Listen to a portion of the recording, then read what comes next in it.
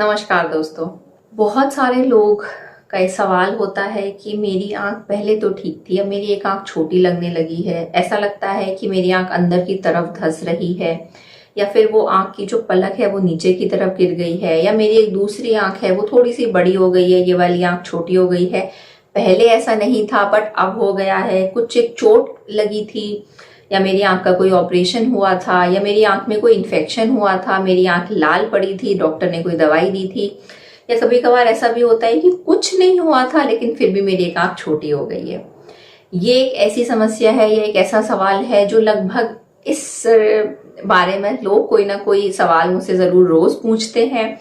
लोग इस बारे में काफी परेशान भी रहते हैं। मैंने कई सारे लोगों को ये बात समझाई भी कि ये फिजियोलॉजिकल होता है या फिर ये बनावट ऐसी होती है, तो आपको इसके लिए कुछ करना नहीं है। पर लोगों का ये क्वेश्चन होता है, काउंटर क्वेश्चन, कि पहले ऐसा नहीं था अब ऐसा हो गया है। तो फिर क्या ऐसे कारण होते हैं जिनकी वजह से आपकी आंख पहले तो ठीक होती है लेकिन फिर कुछ कुछ कारणों की वजह से एक आंख छोटी और एक आंख बड़ी लगने लगती है।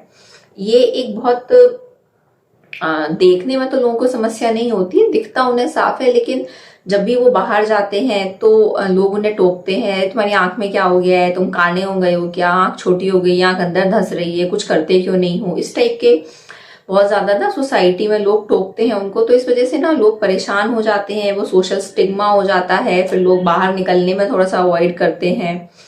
तो आज के इस वीडियो में मैं डॉक्टर पल्लवी मिश्रा इन्हीं सब समस्याओं के बारे में आंख के की आपको जानकारी दूंगी।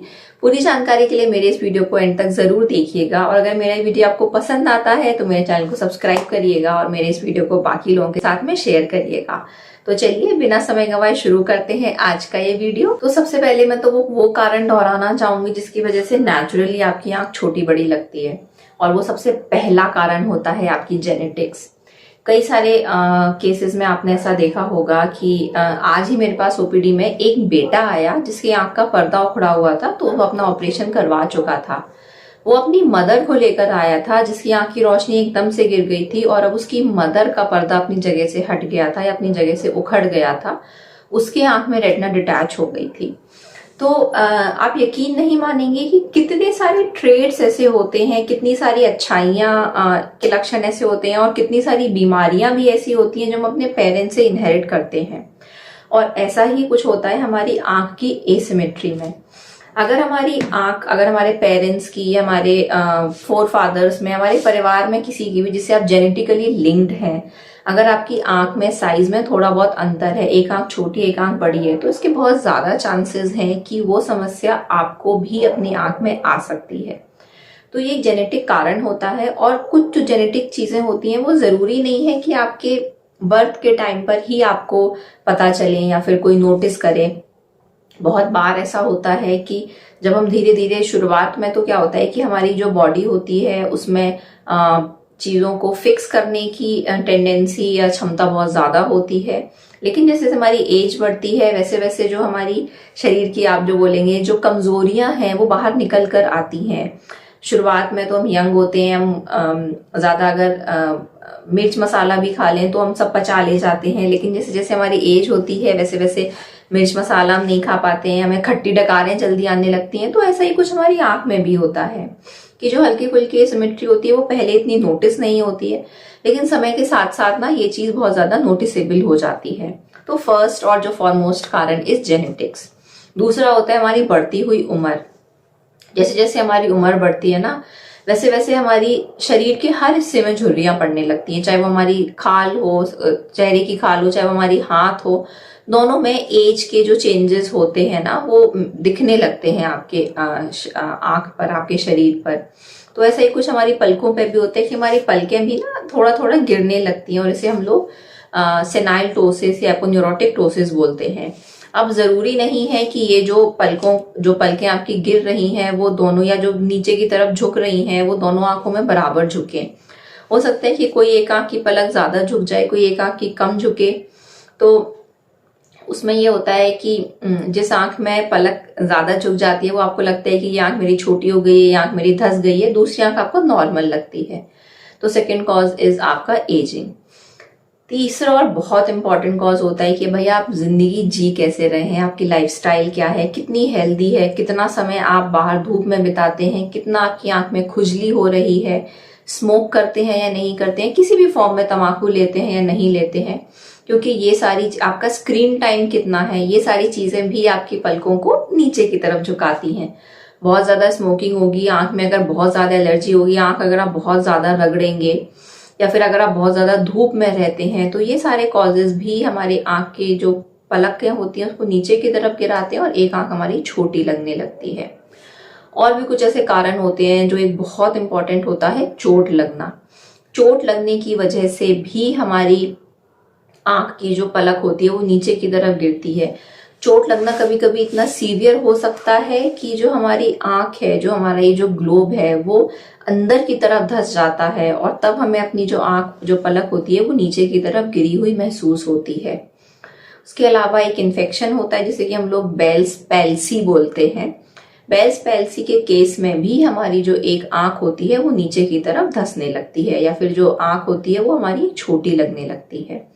एक बहुत बड़ा कारण होता है that is myasthenia gravis. Myasthenia gravis basically एक सेलिब्रिटीज की बीमारी है। लोग कहते हैं कि मिस्टर अमिताभ बच्चन को भी ये बीमारी है।